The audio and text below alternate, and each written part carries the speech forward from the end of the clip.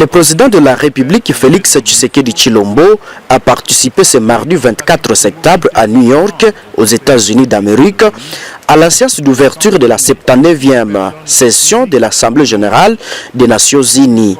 Du 22 au 27 septembre, près de 200 dirigeants du monde vont défiler devant la tribune pour présenter leurs priorités et échanger sur les défis mondiaux afin de faire progresser la paix, la sécurité et le développement durable. Suivez le discours du chef de l'État, Antoine Félix Tshisekedi Tshilombo. De la République démocratique du Congo. Je prie le protocole de bien vouloir accompagner son Excellence.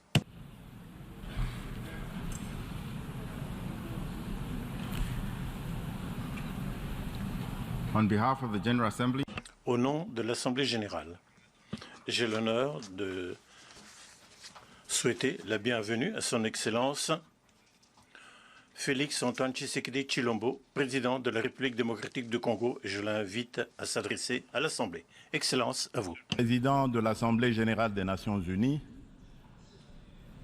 Excellences, Mesdames et Messieurs les chefs d'État et de gouvernement, Monsieur le Secrétaire général des Nations unies, Mesdames et Messieurs les chefs de délégation,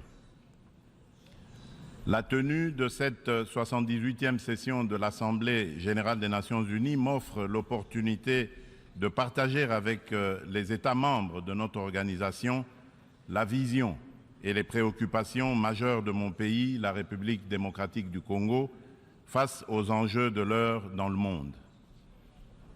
Cependant, en avant-propos, je voudrais féliciter son Excellence M. Denis Francis pour son élection à la présidence de notre auguste Assemblée et rassurer l'ensemble des membres de son bureau du soutien de mon pays dans l'accomplissement de la noble mission leur confiée par notre institution. Je m'en voudrais si je ne remerciais pas le président sortant, M. Saba Korosi, pour son leadership clairvoyant et son dévouement qui ont contribué à faire avancer les débats et à trouver des solutions concertées. Mes remerciements s'adressent également à M. Antonio Guterres, secrétaire général des Nations unies, pour son engagement actif et permanent en faveur de la paix et la sécurité internationale. Monsieur le Président, pendant que se tient ici à New York cette session, le peuple marocain n'a pas encore fini de pleurer ses victimes ni guéri ses plaies par suite des puissants tremblements de terre survenus dans la nuit de vendredi 8 au samedi 9 septembre en cours, causant la mort de plus de 3000 Marocains, en blessant au moins 5000 et détruisant plusieurs villes et localités du royaume. De même, les Libyens ne sont pas encore sortis des traumatismes des inondations qui ont ôté la vie à plus de 20 000 personnes et provoqué d'énormes dégâts matériels le dimanche 10 de ce même mois. Le peuple congolais salue la mobilisation de la communauté internationale pour secourir ces peuples frères du Royaume du Maroc et de la Libye. Il leur exprime toute sa compassion et sa solidarité et souhaite une prompte guérison à tous les blessés de ces deux calamités naturelles. Monsieur le Président, au-delà de déplorer ces calamités naturelles, l'actuelle session de l'Assemblée générale se tient à une période exceptionnelle de notre histoire où le monde est confronté à des situations graves qui menacent l'existence même de la nature humaine. À la guerre en Ukraine qui entraîne la crise alimentaire, marquée par une flambée des prix et une pénurie de denrées de première nécessité, s'ajoute l'aggravation des effets du réchauffement climatique, des conflits armés qui continuent à faire rage ci et là.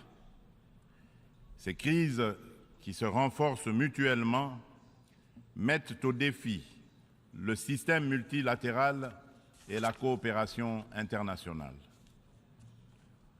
Or, maintenir la paix et la sécurité internationale, garantir la justice et les droits humains, favoriser le progrès social, instaurer les meilleures conditions de vie, sont en effet des vœux unanimes et intemporels de tous les peuples du monde qui doivent par conséquent demeurer au centre de notre action collective suivant une approche réellement multilatérale et inclusive.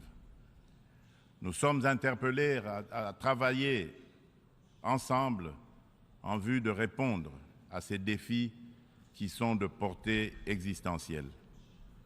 C'est pour cette raison fondamentale que je salue la pertinence du thème central annuel de cette session, intitulé « Rétablir la confiance et raviver la solidarité mondiale, accélérer l'action menée pour réaliser le programme 2030 et les objectifs de développement durable en faveur de la paix, de la prospérité, du progrès et de la durabilité pour tous. »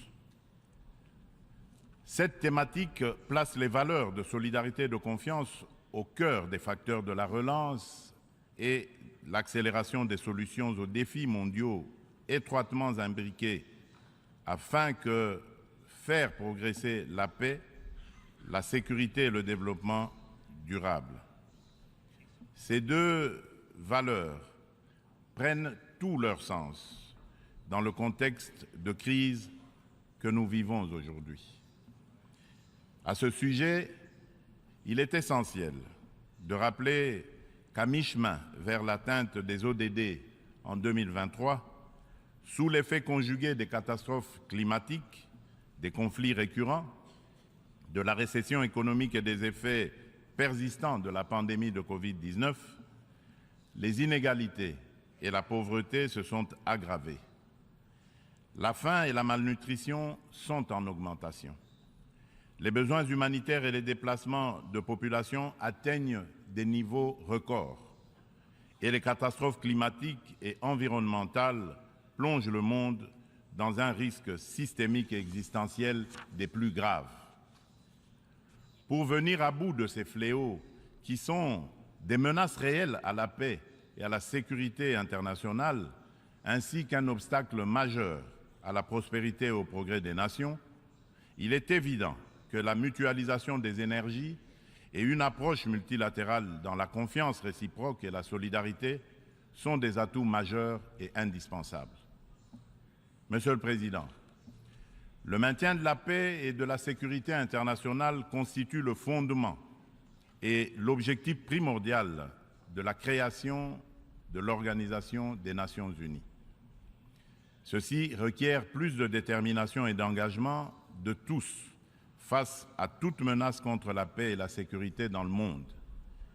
Les peuples africains ne comprennent pas souvent l'attitude équivoque, la politique de 2 poids, 2 mesures, les ambiguïtés et atermoiements de notre organisation, plus particulièrement de son Conseil de sécurité, dans certaines crises politiques et sécuritaires qui sévissent en Afrique, parfois depuis plusieurs décennies.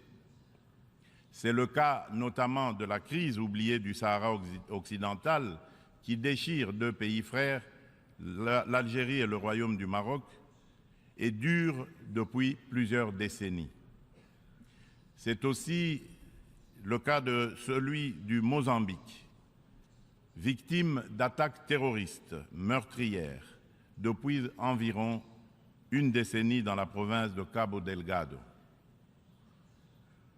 C'est la situation en Afrique de l'Ouest, dans la région sahélo-saharienne, où les troupes des Nations Unies se retirent, laissant derrière elles le souvenir de l'inachevé, alors qu'elles incarnaient tous les espoirs de libération des peuples des pays concernés des griffes du djihadisme.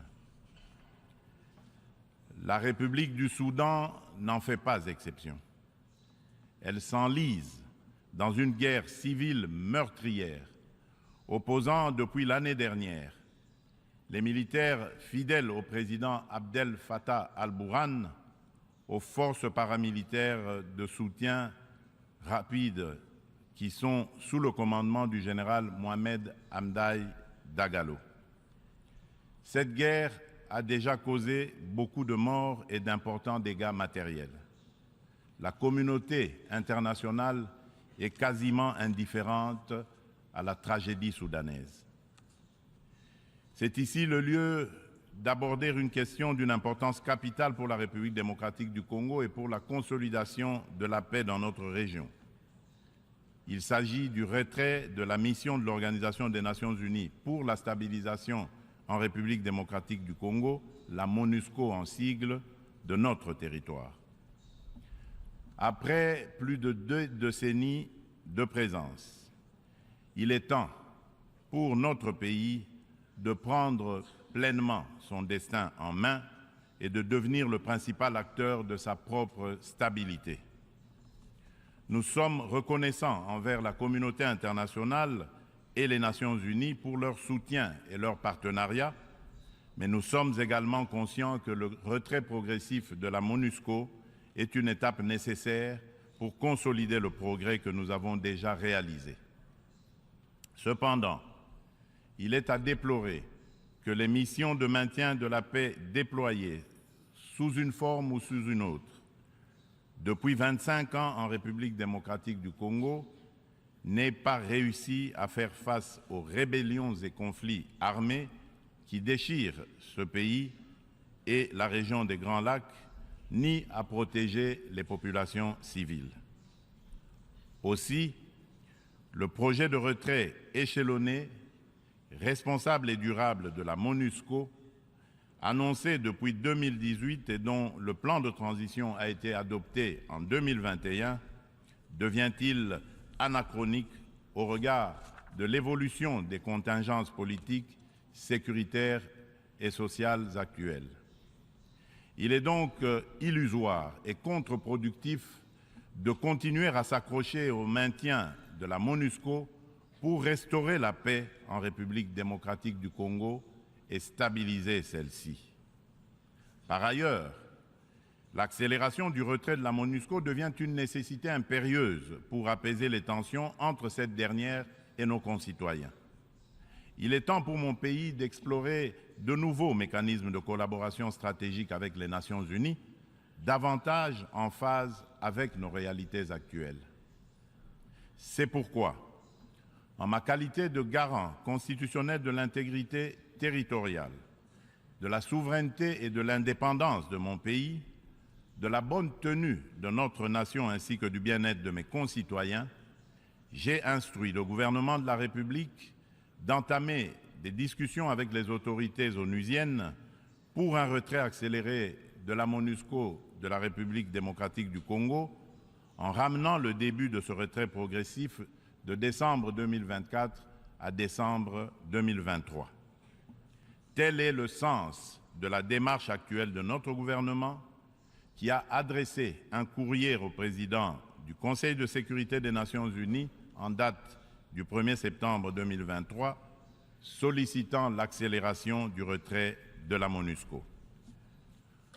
En sus du retrait accéléré de la MONUSCO, la République démocratique du Congo réitère sa demande au Conseil de sécurité de l'ONU de sanctionner toute personne physique et morale reconnue comme auteur, co-auteur et complice, matériel et intellectuel des crimes de guerre et contre l'humanité, ainsi que des violations graves des droits de l'homme, du droit international et de la Charte des Nations Unies sur le territoire congolais.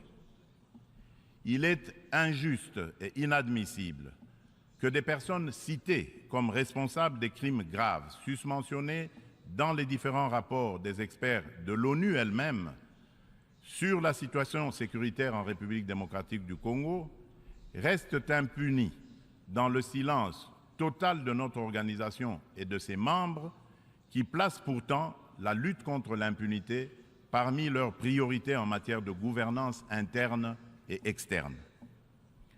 À ce sujet, le gouvernement de la République démocratique du Congo salue chaleureusement les sanctions que vient d'infliger le gouvernement des États-Unis d'Amérique au Rwanda pour son soutien au groupe terroriste du M23 et à un de ses hauts responsables impliqués dans les aventures criminelles au Congo. Pour rappel, ce groupe terroriste supplétif du Rwanda ne respecte aucun des engagements conclus par les chefs d'État de la région dans les cadres des processus de Luanda et de Nairobi.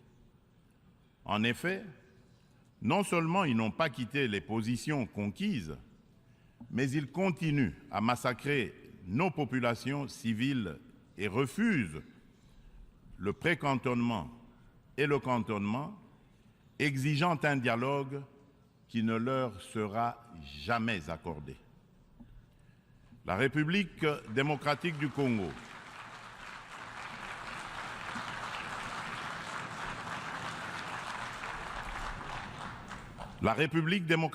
Congo espère que les autres États suivront ce bon exemple montré par les États-Unis d'Amérique de soutien à la lutte commune contre l'impunité et au triomphe des idéaux de justice et de solidarité entre les peuples.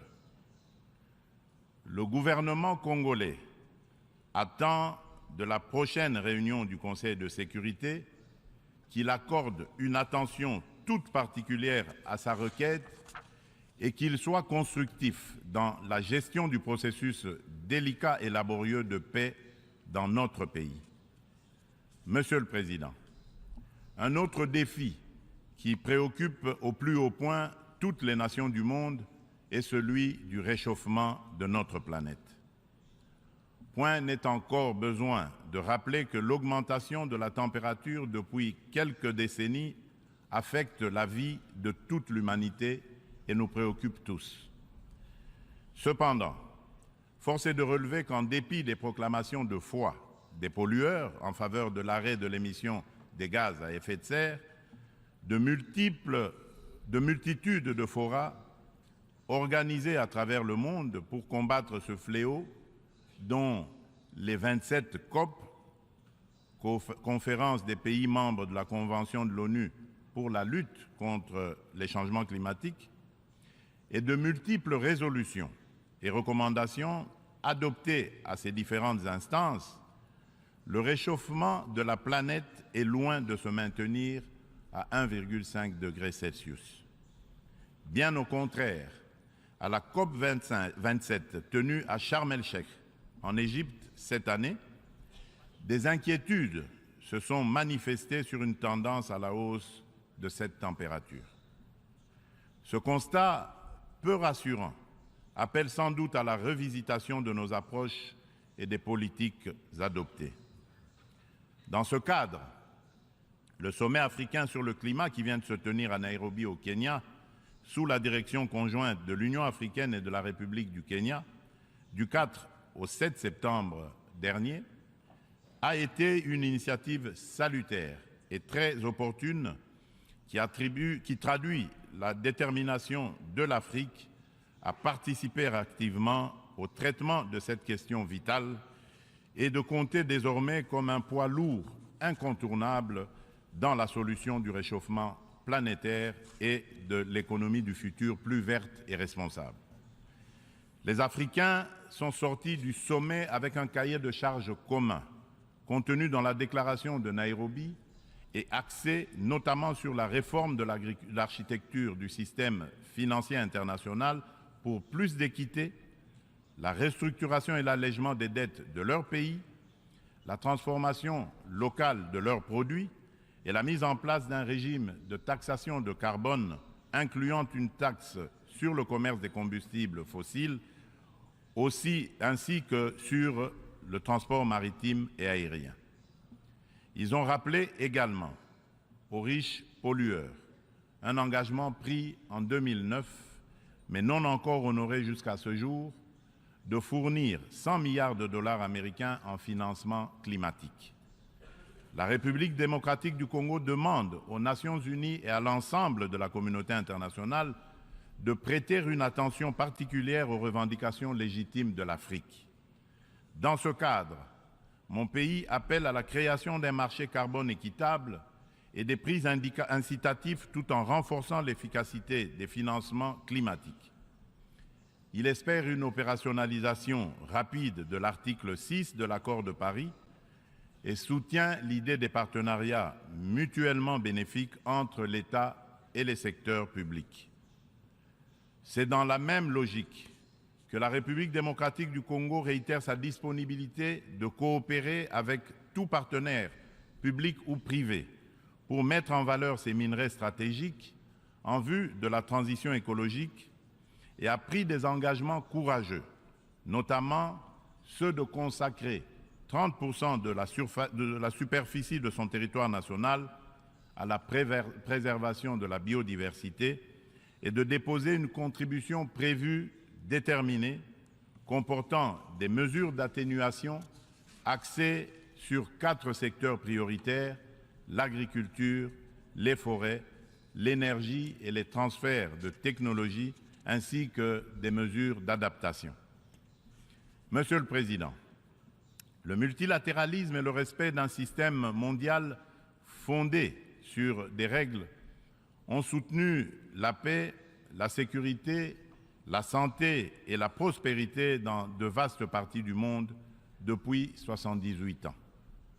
Les Nations Unies incarnent ces principes et restent un acteur indispensable pour faire face aux menaces existentielles contemporaines, qu'il s'agisse de la crise alimentaire actuelle, du changement climatique, du terrorisme, ainsi que des pandémies et de la prolifération nucléaire. Aucune de ces menaces mondiales critiques ne peut être résolue par des nations agissant seules, aussi puissantes soient-elles. Tout cela exige une coopération multilatérale. Pour conserver la confiance de la communauté internationale, l'Organisation des Nations Unies doit montrer qu'elle est capable de s'adapter au temps présent et de relever avec efficacité et responsabilité les défis d'aujourd'hui. Aussi, pour donner un nouveau départ au multilatéralisme, la réforme de la Charte des Nations Unies sur les points clés, Conseil de sécurité, veto, chapitre 7, recours à la force, est-elle indispensable, mais ne serait pas suffisante. Les chantiers ne manquent pas. La coordination et la coopération entre les différentes institutions et agences des Nations Unies sont imparfaites. Des problèmes globaux sont abordés plusieurs fois dans différentes enceintes, sous des angles différents, de façon contradictoire, d'autres ne le sont jamais, nulle part. Chaque bureaucratie internationale entend persévérer dans son être. À ce sujet, la demande pressante et incessante de mon pays et de l'Afrique tout entière est d'élargir le Conseil de sécurité des Nations Unies en tant qu'organe pilote et décisionnel de l'ONU, afin de pouvoir intégrer en son sein 2 représentants du continent africain en qualité de membres permanents aux fins de consacrer un équilibre géographique juste et représentatif. D'où la pertinence et la nécessité de réformer notre organisation vieille de 78 ans, qui accuse certaines limites face aux mutations actuelles et à la dynamique internationale, afin de lui donner plus d'inclusivité, aussi bien dans sa composition que dans son processus de prise de décision, qui désormais devra prendre en compte la voix de l'Afrique.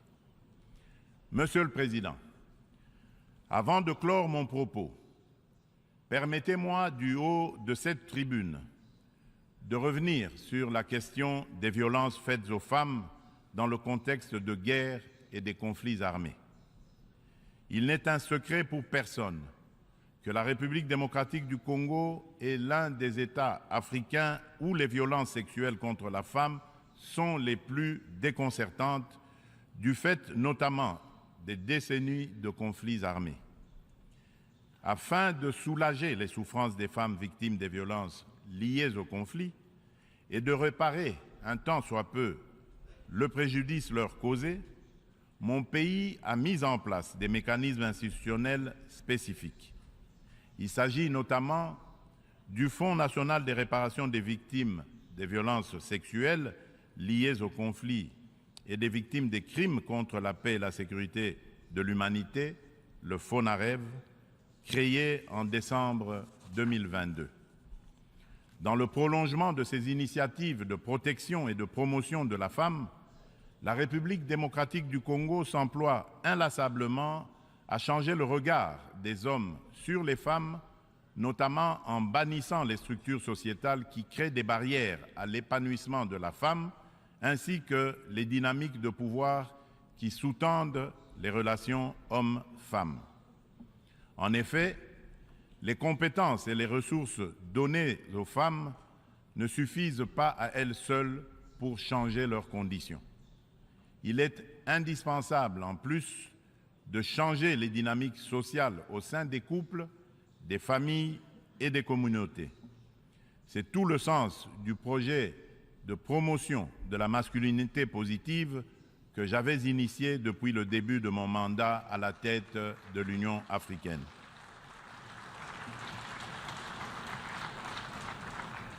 Monsieur le Président de l'Assemblée générale des Nations unies, Excellences, Mesdames et Messieurs les chefs d'État et de gouvernement, Monsieur le Secrétaire général des Nations unies, Mesdames et Messieurs les chefs de délégation, pour conclure, je voudrais confirmer une fois de plus qu'à la fin de cette année, des élections générales seront organisées en République démocratique du Congo dans les institutions à mandat électif jusqu'au niveau des communes. En vue de garantir leur succès, toutes les parties impliquées se mobilisent activement. La Commission électorale nationale indépendante, la CENI, a déjà convoqué le corps électoral et publié les listes des candidats pour les législatives nationales et provinciales ainsi que les municipales. Des dispositions sont prises pour assurer la transparence, l'inclusivité, l'égalité des chances et la crédibilité des prochains scrutins. Des invitations ont déjà été lancées aux institutions internationales et organisations non gouvernementales spécialisées en la matière pour mandater leur mission d'observation électorale afin d'accompagner le processus et d'aider l'État congolais à consolider sa jeune démocratie. L'ONU est invitée aussi à y jouer un rôle important par ses institutions spécialisées. Le gouvernement congolais remercie déjà celles des institutions et ONG invitées qui sont déjà à pied d'œuvre. La République démocratique du Congo reste convaincue que l'ONU reste le cadre le plus approprié pour discuter de l'avenir de notre planète et des relations aussi bien entre les peuples qu'entre les États. Suite à la tenue d'élections démocratiques et apaisées au Zimbabwe, je lance un appel pressant aux Nations unies de mettre tout en œuvre pour obtenir la levée immédiate des sanctions contre la République du Zimbabwe et son peuple. Cependant, pour remplir efficacement ces lourdes et délicates missions et mériter la confiance de tous, l'ONU doit incarner les valeurs de justice, d'équité et de solidarité et être représentative de tous dans notre diversité culturelle, politique, économique et sociale. C'est là tout le sens de sa réforme sur laquelle les Africains ne cessent de revenir et du combat que nous devons tous mener. Je vous remercie.